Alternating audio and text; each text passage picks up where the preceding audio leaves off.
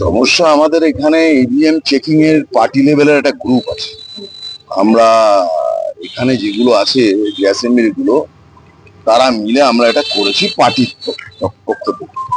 সেই গ্রুপে হঠাৎ দেখি একটা মেসেজ এসছে যে 8:05 থেকে 4টে অ্যাসেম্বলির বাইরে যে স্ক্রিনটা যেখানে ওয়াচ করার কথা আমাদের, সেইটা নীল, মানে ব্ল্যাক আউট, সেটা নীল।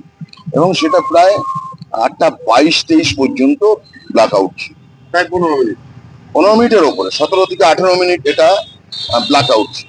স্বাভাবিকভাবে আমাদের সবারই টেনশন হয়, আমরা টেনশন। আমি উইদিন মানে 8:30 আমি এখানে চলে আসি, একদম বাড়ির ড্রেস পরি এখানে চলে আসি। এসে আমি সরাসরি কন্ট্রোল রুমের ওখানে যাই। তার আগে আমি যেহেতু আমার আরোকে জানিয়েছিলাম, আরো আমাকে মোবাইলে দেখালেন যে সিসিটিভি একজন ম্যাজিস্ট্রেটকে পাঠিয়েছিলেন, দেখলেন, দেখালেন যে স্ট্রং রুম কারেক্ট আছে, ভেতরের ইনসাইডের পিকচারও ক্যাপচার করে, জাস্ট অশোকনগর আমাকে ওটা দেখালেন।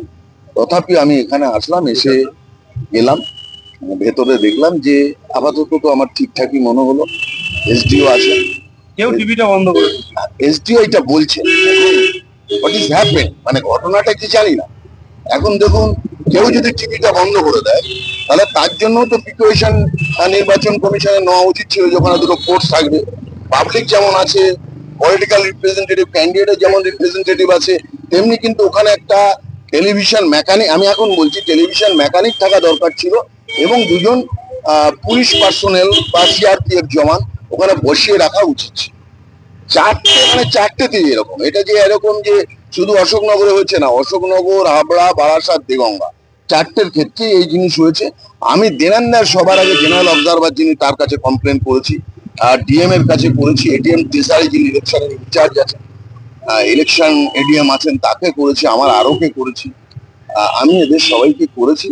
ওনারা আস্তে আস্তে আসছেন। আমাকে মনে হচ্ছে কিছু ইচ্ছাকৃত কিছু করা হবে। আমাকে অবজারভার যিনি আছেন, বাইরে থেকে এসছেন, তিনি বললেন স্যার ডোন্ট ওরি, এটা আমি অ্যাকচুয়ালি তদন্ত করব, তদন্ত করে কি হবে আপনাকে আমি 2 ঘন্টার মধ্যে ফাইন্ডিংস দিচ্ছি।